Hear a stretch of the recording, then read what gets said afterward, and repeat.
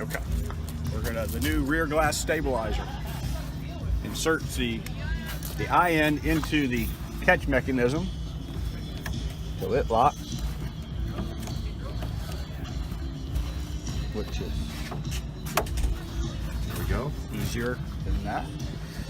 Actually turn this to the side, the bottom piece to the side, and then we're going to come around.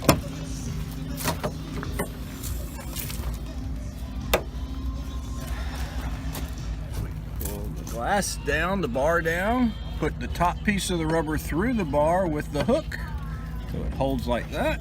Then slide the bottom piece of rubber through the hole on the hook, Velcro, push back through the bar, lock it in place.